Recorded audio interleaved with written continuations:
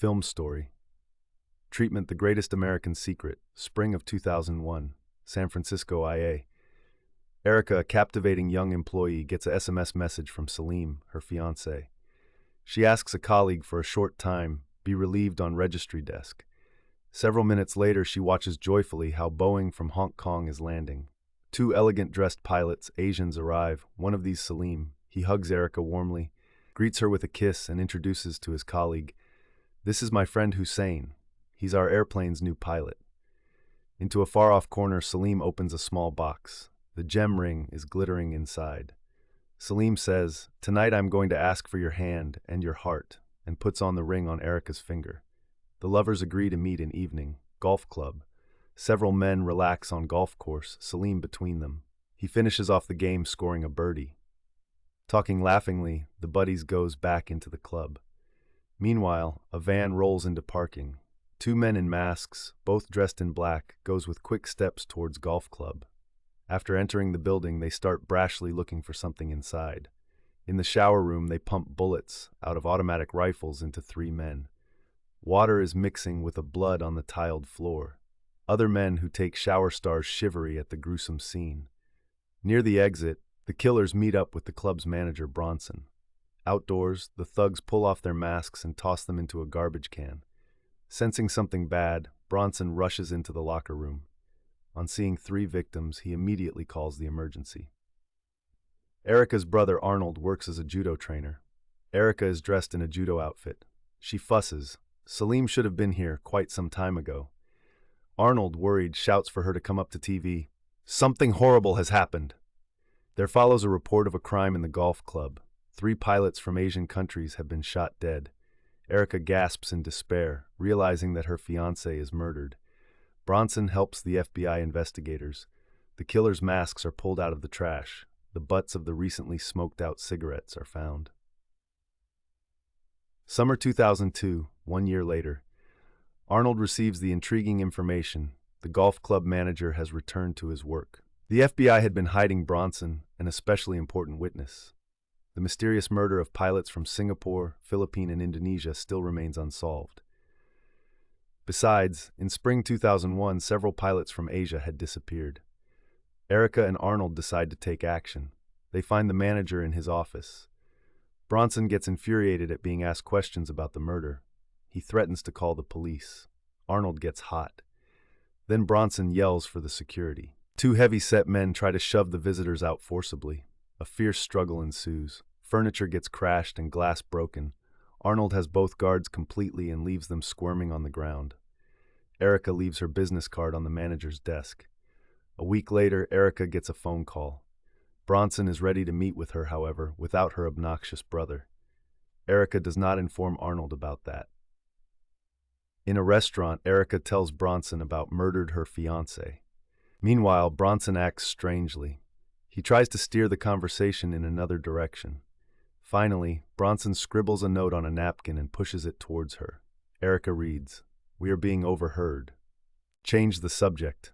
Don't talk about murder." Bronson shows a tiny microphone attached to his shirt under the jacket. Erica cowers, discomforted.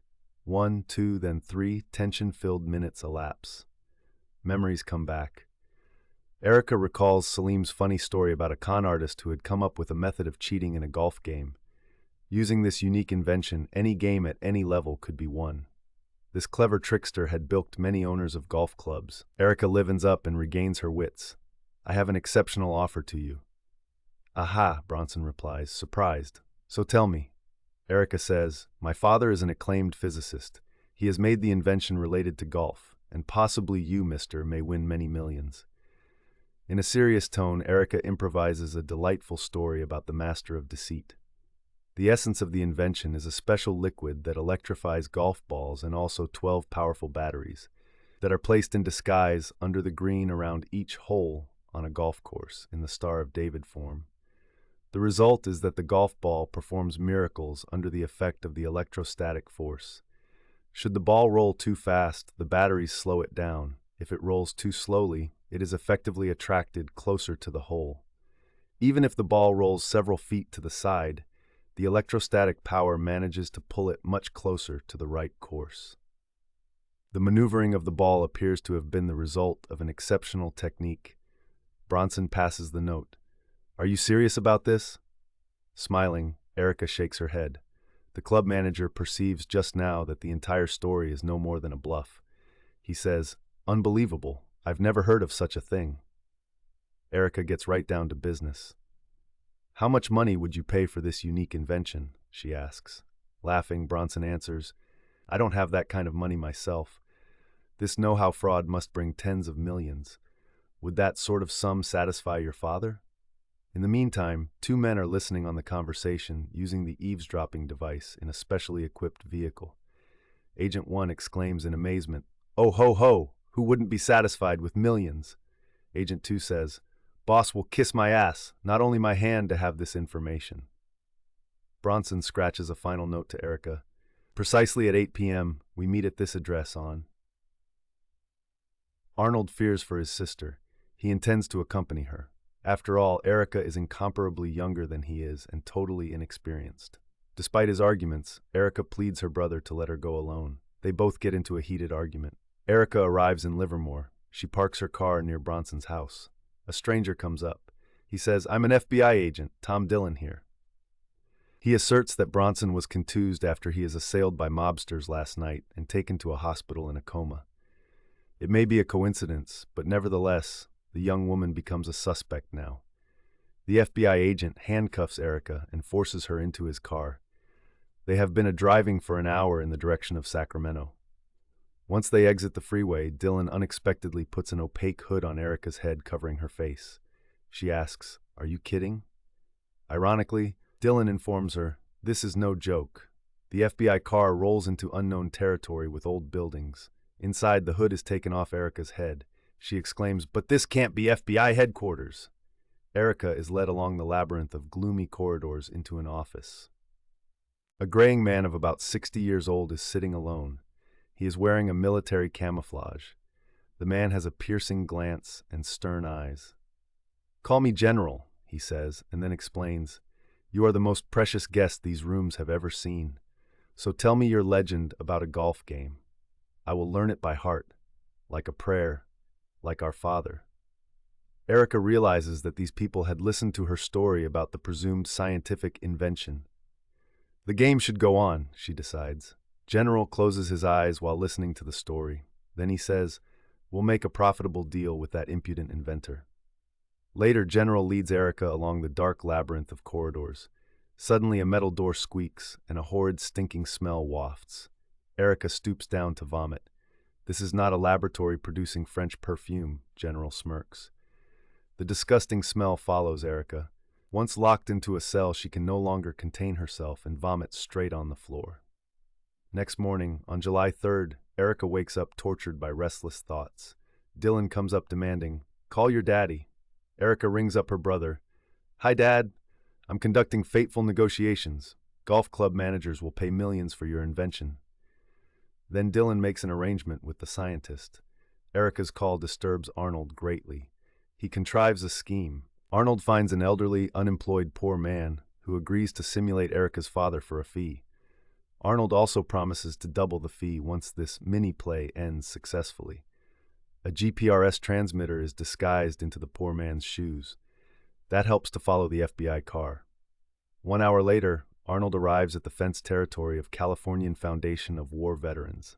He realizes the situation is complicated, therefore he calls Susanna, a Sacramento police officer. They meet right away. Arnold relates the essence of the matter. Susanna promises to help as soon as she gets the signal from him. After being introduced to General, the poor man undergoes relentless questioning. At first, he attempts to lie, spewing a stream of nonsense. Finally, he comes clean that he knows nothing about the invention. General becomes enraged. Being tortured, the poor man denies he has a daughter. Besides, he is no physicist. He is an ordinary electrician. The daughter is brought into the room where the poor man is being interrogated. Erica feels guilty because the stranger is badly bruised. But perceiving her brother's scenario, Erica has to keep on playing the role of a daughter. In the evening, the interrogators run out of patience. Furiously, Dillon says, "We'll have to use our exclusive lie detector." The military helicopter has been prepared for a flight. Arnold sees the helicopter vertical take off. He calls Susanna in distress. After a while, the minivan stops in front of the foundation gates. Susanna and 3 other policewomen, disguised like a whores, arrive. They cry out, "Are there any living souls here?" "Yahoo! Only a couple of bashful boys is here." "Hey, you cowards, do you want to make love with me?" The guards are flabbergasted. They assume that General has sent these gals to them as a pleasant bonus on the eve of national holiday. Therefore, they cannot ignore a gift from the boss, sex for free. At first, kind of sex orgy begins. Then the gals sprinkle knockout drops into the drinks, and shortly the guards are fast asleep. Arnold enters the territory of the Foundation too. All 5 men get roped and reliably locked up. The gals put on their police uniforms. While the helicopter is flying, both General and Dylan are guzzling bourbon straight from the bottle. Tipsy General snoozes. Soon the helicopter's pilot announces, "Lake Tahoe is below." A gloomy, bottomless pit of darkness lies below. Shouting over the roar of engine, Dylan taunts the physicist, "Would you like to splash in a lake, wouldn't you?" But there's a little problem. From the height of 2,000 feet, water will be as soft as asphalt. "Are you going to pass a lie detector test?" The poor man falls apart. Stuttering, he tries to justify himself. Dylan says, "This helicopter is my patented lie detector." The poor man desperately pleads for mercy, but Dylan, furious, grabs the poor man and pitilessly shoves him out of the helicopter. Erica realizes the mortal danger. Dylan screams sarcastically, "Now it's your turn, you bitch! If you'll lie, you'll get a rare chance to fly, my little chickadee." But Erica does not plead for mercy. Drunken Dylan is enraged. He grabs Erica, but she is fighting back with all one's strength. Lastly, Erica falls with him through open door slot. After having made a risky movement, her hands fasten at transverse, and Erica is overhanging under helicopter. Thus, in miraculously way, she is saving herself.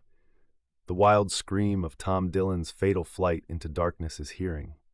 Erica makes superhuman efforts not to fall underneath that stinging cold and terrible wind. After regaining his consciousness, General reacts painfully. All the attempts to find Tom Dillon bring no result, and, unfortunately, nobody is seen on Lake Tahoe. General falls apart in despair. His best friend disappeared. The helicopter lands on the Foundation's field. Several dark shadows rush up. Erica's brother, Susanna, and her colleagues. Arnold can't believe his eyes. Erica seems frozen up but alive, thank God. He hurries to help his sister, massaging her numb body. In the meantime, the policewomen surround the helicopter. Being totally downcast, General tells, "Shoot me. I've just sent 3 people to death." The sweep is made on the Foundation office. But later General resumes his usual mood and appearance. He tells mysteriously, "I am going to reveal the greatest American secret. Interesting? Then listen. America will not forget my name. I am Kenneth Gilmer, former United States Army colonel." After being handcuffed, Gilmer tells his story. Gilmer had served in Kuwait. Although he was a professional soldier, he remained a staunch supporter of peace in the Near East. That, however, was his misfortune. This dramatic evening, Gilmer was in especially high spirits. His wife and daughter came for a visit. Besides, he was due for a promotion to the rank of a general. However, on arriving at a hotel, Gilmer found his wife and daughter raped and strangled. The murderers left a note, "Yankee Dog, this is Al-Qaeda's gratitude for your peace mission." This tragedy changed Gilmer forever. He began to propagate war. The hatred for Islamist organization had infected him. Gilmer was forced into retirement when the Persian Gulf crisis combusted. His commanders feared he would be unpredictable. His promotion to the rank of a general was forgotten. Gilmer established the Foundation of War Veterans. He rented the neglected military base and raised funds to upgrade it to the Museum of War. Last spring, an FBI agent, Tom Dillon, began tracking the killers of 3 Asian pilots. The wanted van was found near the airport. Both killers were arrested. Traces of DNA left on the cigarette butts identified them. The analysis of their cell phones calls lead to an international network of Islamic terrorists. However, Gilmer and Dillon agreed not to send the results of this investigation officially. They remained at General's exclusive disposal. The most drastic suspicions had been confirmed. Terrorists were planning to strike a catastrophic blow against the U.S. on the 4th of July. Kamikaze pilots on more as 20 airplanes were meant to crash into civilian and military objects such as the White House and the Pentagon, atomic power plants, and the Los Alamos National Laboratory. Our planet was to suffer a global crisis. General continues, but I, Kenneth Gilmer, stated, the enemy will not get past. Before the planned 4th of July terror, Dillon got information that the extremists plan a crucial meeting, a Satanist Last Supper. Gilmer worked out his own strategy. Then the mechanic of the foundation installed a device with special paralysis gas into the air conditioning system of the building where the terrorists were to meet. Next day, the device faucet was opened, and all terrorists were fast asleep. All gang of extremists was transported to and locked up in underground cages of the foundation. A search of the terrorists revealed detailed attack plans, most explicit instructions, precise graphic drawings, and thorough description of actions each member was to perform. The amount of documented evidence to charge the organization with terrorism was more than sufficient. However, Dillon delayed submitting the evidence to the governmental institutions. He was afraid that his superiors at the FBI might negatively evaluate his activities against terrorism. Actually, they would accuse the Foundation chief Gilmer of masterminding and implementing illegal methods. The Islamic terrorist network was no longer a threat to the national security, and Gilmer came up with a good idea to offer them a ransom fee, millions of dollars. The Foundation needed money for repayment of a large financial debt. However, Al-Qaeda's people were not about to negotiate. Thus, the kamikazes remained locked up in the dungeon. General explains, so we cared more about the health of our prisoners than we did about our own. But the Islamic fanatics were unpredictable. That painful attack on September 11 was a demonstration of their vitality. However, it was a considerably lesser evil than the Armageddon planned on the Independence Day. After a pause, Gilmer says, that ambitious Lady Erica could have stayed alive, but she chose the death. At this point, Erica enters the room all of a sudden, and Gilmer jumps up from very big surprise. Then he plunges into deep thoughts. Arnold breaks the silence. Where are the extremists now? Good question, Gilmer reactivates. Well, I'll arrange an interesting tour for you. After going along the corridor, Gilmer stops at massive doors. This aroma will be no classy, he says ironically. All threesome put medical masks impregnated with disinfectants on their faces. The door opens, an acrid stench hits right through the filter. Going down the stairs, they hear the grotesque groaning, bellowing and bleating like cattle being slaughtered. Erica inquires, what is that? Gilmer replies angrily, rubbish, worms, slime, parasites. The group continues descending and finally stops in darkness. You ready? Gilmer asks and announces, dear ladies and gentlemen, enjoy this. Bright lights blind the eyes. A repulsive sight bursts upon their view. Terrorists, locked in cages, barely resemble human beings. General declares, ladies and gentlemen, you see Kenneth Gilmer's retribution. That's for the tragedy of September 11 and for my wife and daughter, both murdered. I decided that terrorists should rot alive. I divested them of all the privileges of personal care, possibility to wash, to use any sanitation and medicine. It is forbidden to launder, to change the bedding, and everything else related to personal hygiene. Terrorists get just stinking food so they won't starve, and also some water to keep them from passing out. These animals must shit, piss, and wallow in the dung right next to their bunk. I'm having pretty good results, am I not? Very impressive, Arnold tells him. Erica, horrified, utters, are you a monster? The monster is not me, Gilmer declares. These stinking zombies are the real monsters. How much zombies do you have in here? Arnold asks. Gilmer replies, I remember 14 were here yesterday, but today just 13 are left. Take a look, this one is dead, but staying alive, lowlifes envy him hugely, believe me. The guests stare at the rats crawling on the twisted corpse, ripping meat from his rump in a feeding frenzy. Being overcome with nausea, Erica turns away.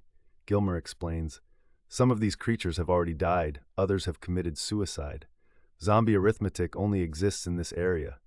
Smallpox, eczema, ulcers, cancer, tuberculosis, and a dozen other ailments are chewing them up alive. This dungeon is a perfect medical laboratory. the repulsion hits the guests. The creatures, though alive, are devoid of any resemblance to human beings. Gilmer says ironically, "Look it, ladies and gentlemen, the photogenic zombies are posing for you." Another underfed humanoid, scruffy in tattered rags, screeches in unbearable pain, tortured by festering wounds. He is powerless to utter a protest. He even lacks the willpower to commit suicide. His dark eyes, pleading for mercy, appear to be the only healthy part of his body. In the next cage, another prisoner sniggers, making grimaces. Obviously, he is being driven mad by physical and spiritual tortures. He spreads his rags and demonstratively masturbates his swollen, disease-infected genitals. Then a sharp whistle is heard. An incredibly haggard, lanky creature gives a steadfast gaze, explicit hatred in his eyes, and a whitish foam froths from his mouth. He maliciously tears a tuft of gray hair from his head. Sneering, either at the visitors or at himself, he sticks out his scraggy rear end and emits an unrespectable sound, spreading a horrible smell. Erica's single burning desire is to escape.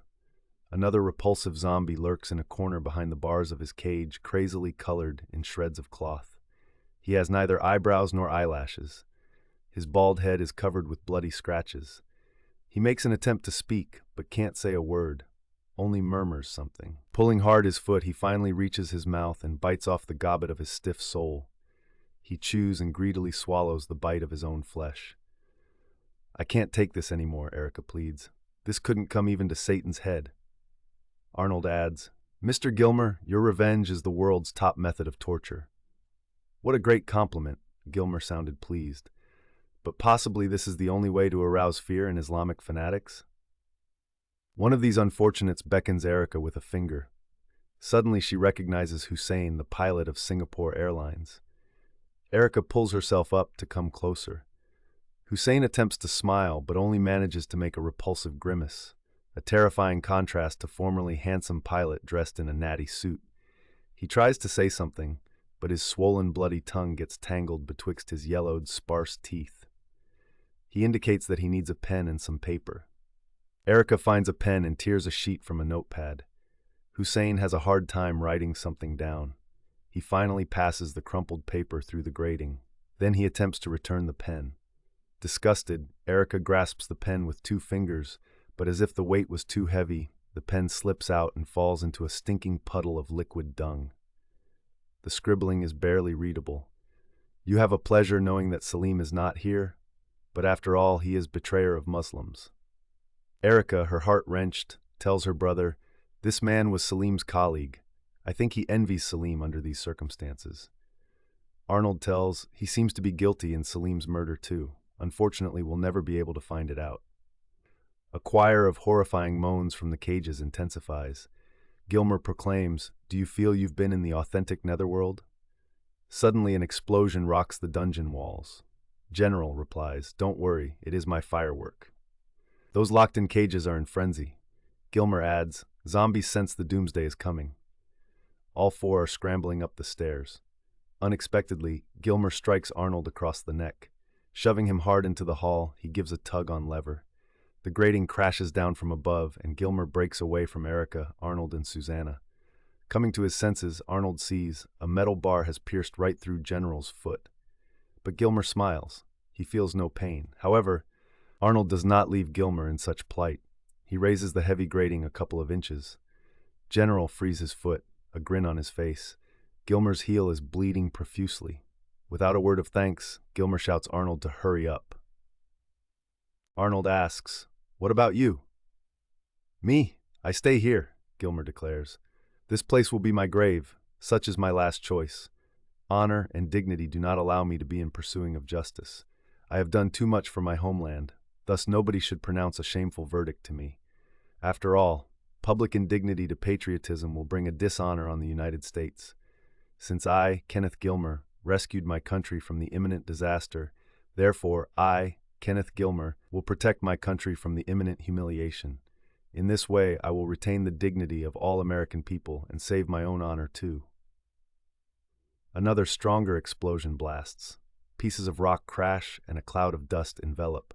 Gilmer screams, "Get out! Your obligation is to save the American secret." Arnold tosses the handcuff key. Gilmer frees his hands unwillingly. With the mystifying smile of a doomed man, he watches the three running away. From the distance, they watch an awful sight, an explosion and crumbling on building of the foundation. Soon only ruins and clouds of smoke are left.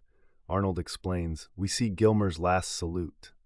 Erica says, "Already 0 a.m. It's Independence Day today. I believe this man loved his country very deeply."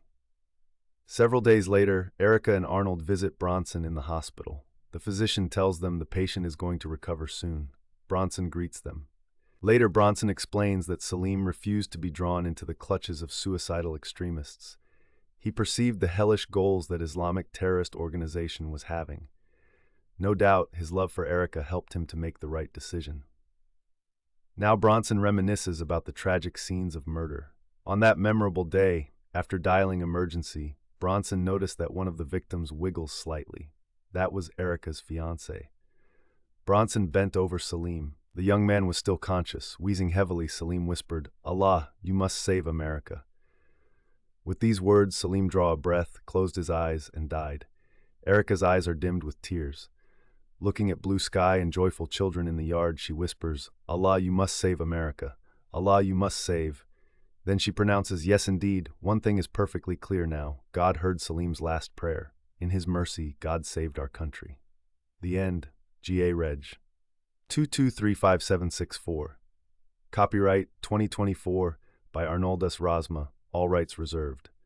No part of this publication may be reproduced, distributed, or transmitted in any form or by any means, including photocopying, recording, or other electronic or mechanical methods, without the prior written permission of the publisher, except in the case of brief quotations embodied in critical reviews and certain other non-commercial uses permitted by copyright law.